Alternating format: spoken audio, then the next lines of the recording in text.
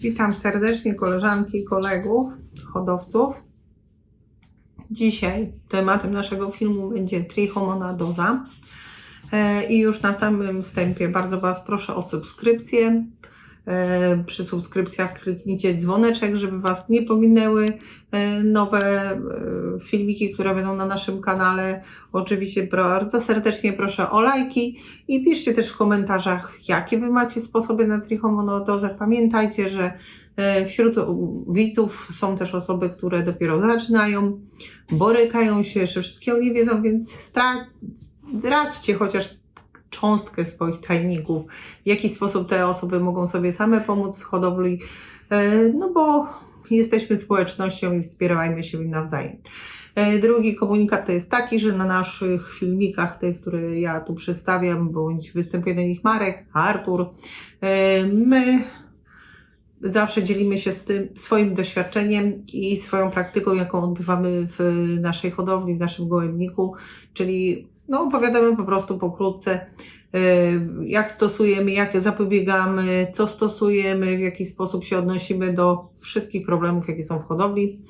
Więc wracajmy do tematu. Dzisiaj trichomonadoza.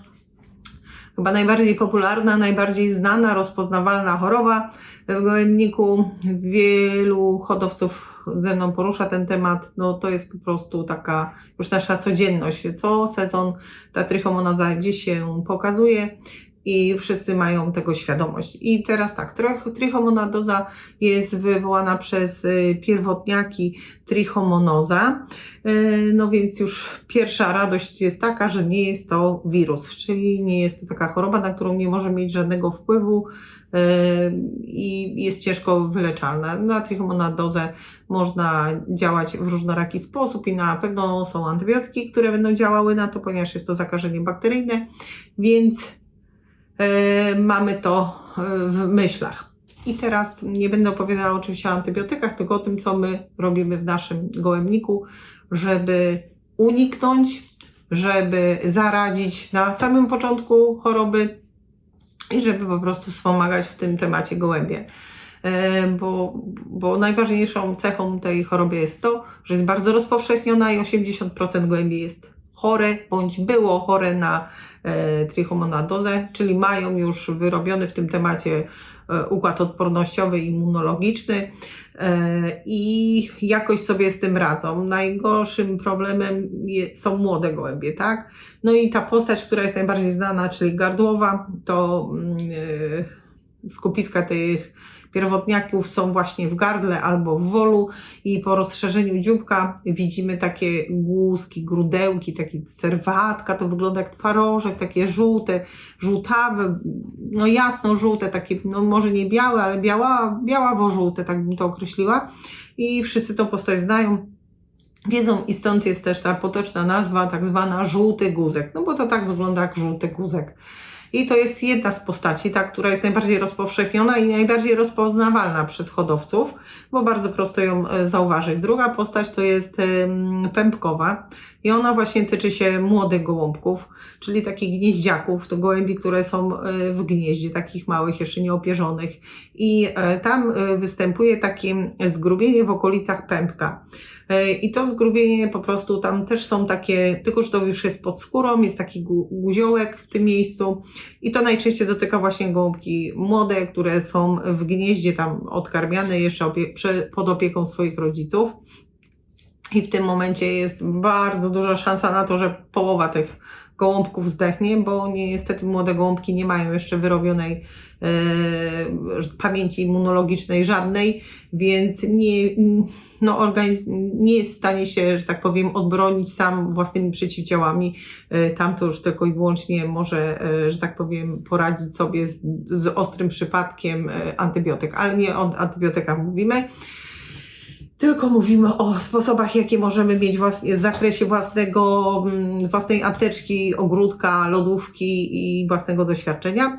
Jeszcze jest trzecia postać tej choroby, najbardziej niebezpieczna, najmniej rozpoznawalna, ponieważ to jest tak zwana organowa i te właśnie guzki, które widać gołym okiem w gardle, które można sobie wyobrazić, że są pod skórą przy tym pępku, przy młodym, to niestety występują też wewnątrz organizmu i najczęściej atakują wątrobę i jelita. I to już jest taki ostry przebieg i taka niebezpieczna postać tej choroby.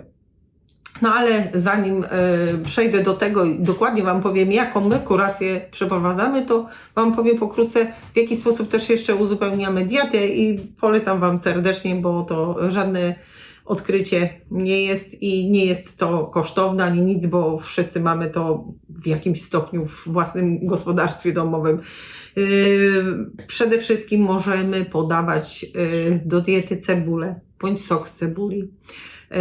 Kiedyś taki był filmik nagrany u nas na kanale Bakterie u gołębi pocztowych i tam pokazywałam Wam, jak się robi ocet z wrotyczu.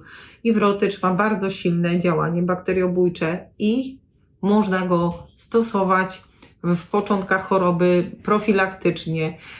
Tak samo był kiedyś filmik, nagrałam o robakach u gołębi i tam robiłam nalewkę z orzecha włoskiego i tą nalewkę z orzecha włoskiego też możecie zastosować w profilaktyce bądź po początkach, w sensie takiej kuracji, tak? Ale możecie też zrobić herbatę z liścia z orzecha włoskiego. Takie samo ma działanie, bardzo efektywne, świeże listki młode, teraz jak będą, można je posuszyć, zostawić i z tego suszu później w trakcie tam na przykład sezonu używać, zostawić na zimę. No jest wiele sposobów, czy ze świeżych liści ta herbata, znaczy napar, no zalewacie gorącą wodą, zostawiacie na 15 minut i już macie, że tak powiem, środek zielarski do wykorzystania.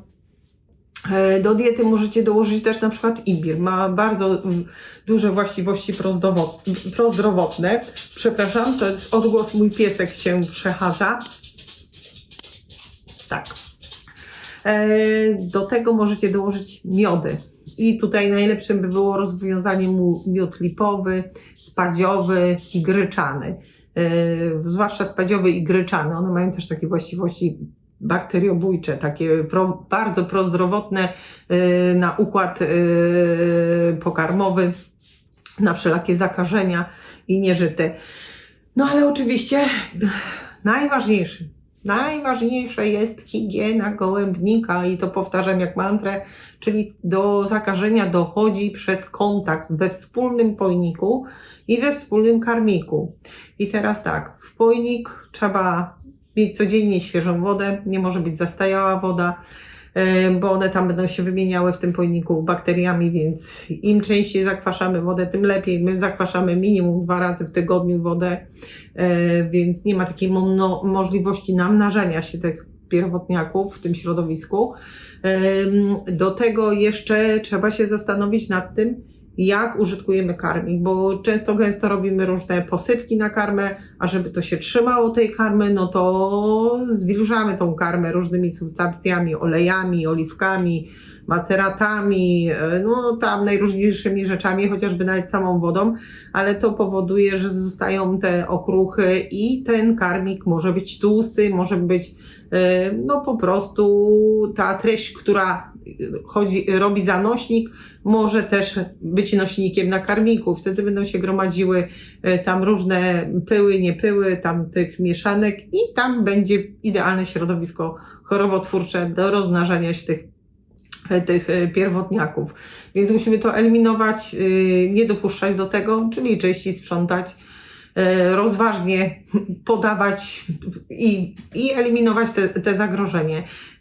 Oczywiście musimy dbać o to, żeby nie było przepełnienia w gołębniku. Przepełnienie powoduje to, że gołębie się stresują, jak jest ich dużo na małym obszarze, więc a wiadomo, że stres przyczynia się do obniżenia odporności. Obniżona odporność to oczywiście daje nam co? Daje nam szybką zapadalność na jakieś choroby. No i musimy uważać przede wszystkim na to, żeby nie było wilgoci w gołębniku. No to tak jak już mówiłam, karmik musi być suchy, ale też cała przestrzeń tego gołębnika, więc jak będą miały luz, nie będzie tam zastojałego powietrza, musi być dobra wentylacja. Jak będzie dobra wentylacja, nie będzie wilgoci, czyli nie będzie środowiska sprzyjającego do namnażania się tych pierwiastków chorobotwórczych. No i my w naszym gołębniku Tak jak już powiedziałam, stosujemy i cebulę, i stosujemy i imbir, oczywiście czosnek, stosujemy też te różne naparki, herbatki i tak dalej. To tak jak mówiłam, i ocet z wrotyczu, który Wam robiłam na filmiku wcześniej, ale zasadą najważniejszą dla nas i to taką już jest po prostu obowiązkową, oczywiście nie pomijając szczepienia i odrobaczanie gołąbków, no to robimy zawsze kurację na trichomonadozę i tą kurację robimy zawsze z początkiem roku. Czasami to jest też i w grudniu, bo to zależy od pogody w sezonie.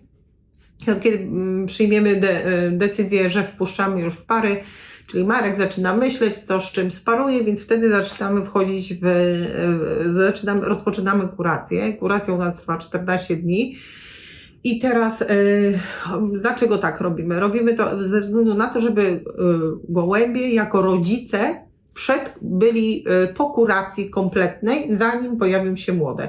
Żeby po prostu miały czyste organizmy. To nie robimy tego ze względu na to, że mają objawy, tylko po prostu robimy kurację profilaktycznie, bo robimy ją na wyciągach ziołowych, więc nie używamy żadnej chemii, więc nie ma tam żadnych skutków ubocznych i przeprowadzamy tą kurację, pomimo że nie mamy żadnych, że tak powiem, incydentów objawowych, nic się tam nie dzieje. Czyścimy te gołębie przed pojawieniem się młodych, z tego względu, że młode najczęściej zapadają właśnie na trichomonadozę. Znowu piesek idzie, przepraszam. I one po prostu nie mają odporności, nie mają zbudowanego tego układu immunologicznego, więc są po prostu bezbronne. I najczęściej właśnie dochodzi do zakażenia pierwszego, to trichomonadozę, bo musimy mieć w pamięci, że 80% gołębi jest bądź będzie chora na trichomonadozę. To jest po prostu tak powszechna choroba i bardzo dużo gołębi. Te 80% gołębi ma już swoją odporność, czyli ma odporność, czyli przenosi też te bakterie, te pierwotniaki, które są w organizmie, bo one żyją z nimi jakby w symbiozie, mają wysoką odporność, więc nie mają objawów i wtedy przekazują nam to w papce dla młodych i młode są po prostu bezbronne i ulegają zakażeniu. Dlatego to jest tak bardzo ważne i to jest pierwszy etap, w którym robimy bez względu na to, jaka jest kondycja ptaków, czy są chore, czy nie są chore, robimy tą kurację zawsze w tym samym czasie. I drugi raz powtarzamy tą kurację w momencie, kiedy młode gołębie przenosimy na gołębnik lotowy, bo my mamy u siebie młode gołąbki po odstawieniu od rodziców, idą do tak zwanego przedszkola i w przedszkolu sobie tam siedzą wszystkie te młode gołębie i tak z pewnością większość z Was robi i one tam sobie żyją, tam oddzielnie są karmione, po prostu nie mają kontaktu z gołębiami lotowymi, bo stare w tym sezonie, jak one tam dorastają w tym przedszkolu, oczywiście są na lotach i lotowe, czyli dla gołębi starych.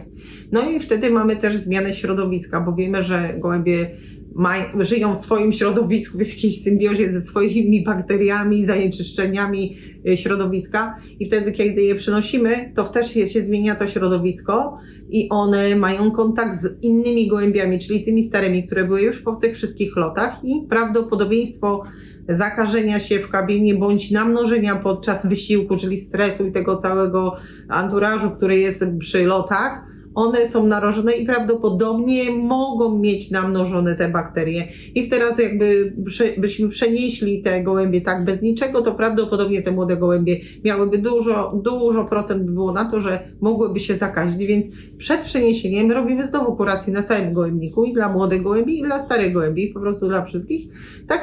Tak samo kuracji. Po zakończeniu kuracji gołębie przychodzą na gołębnik, w którym już była ta kuracja przerobiona, czyli wtedy je łączymy i mamy bardzo niskie prawdopodobieństwo, że coś tam się wydarzy. No a właściwie to nie powiedziałam najważniejszego. My tą kurację robimy THK, to też już Wam pokazywałam ten środek na którymś filmiku. To jest trichomonadozę, czyli żółty guzek, histomonadozę i kokcydiozę. I teraz tak, dawkujemy to 1 ml, czyli 20 kropelek na 5 litrów wody. I to podajemy przez 14 dni. Mamy takie opakowanie 100 ml i też jest opakowanie 50 ml. Z tego opakowania przy tej wydajności 1 ml na 5 litrów wody to zrobicie 250 litrów roztworu, a z tego 500 litrów roztworu. I zawsze to robimy 2 razy w roku. Minimalnie 2 razy w roku to są takie obowiązkowe, tak jak szczepienia w naszym kalendarzu dla gołębi, tak samo i te kuracje, więc zachęcam Was serdecznie. Ale jeszcze pamiętajcie, że była taka stara szkoła, kiedyś, była, bo można było znaczy nie można było, tylko hodowcy tak przeprowadzali też taką kurację siarczanej miedzi 0,3% i przy 14 dni. Powiem tak, jeszcze wtedy o gołębiach nie miałam pojęcia, ale wyczytałam to w starej literaturze, a uważam, że stara literatura to jest wartościowa, więc jak są hodowcy, którzy to stosowali i niech wypowiedzą się w komentarzach, bardzo prosimy, żeby się podzielili, jak często była ta metoda przeprowadzana właśnie tego siarczanu miedzi u hodowców i jakie były skutki. Tymczasem dziękuję Wam bardzo za uwagę i jeszcze raz proszę Was o subskrypcję, lajkujcie i piszcie w komentarzach, podzielcie się, czy używaliście kiedyś THK, jakie jest Wasze zdanie na ten temat, czy używaliście właśnie tego siarczanu miedzi, jakie miody używacie, dlaczego, jakie, no dzielcie się informacjami, podyskutujmy trochę na ten temat. Zapraszam serdecznie do komentarzy, do lajkowania i do subskrypcji. Dobry lot!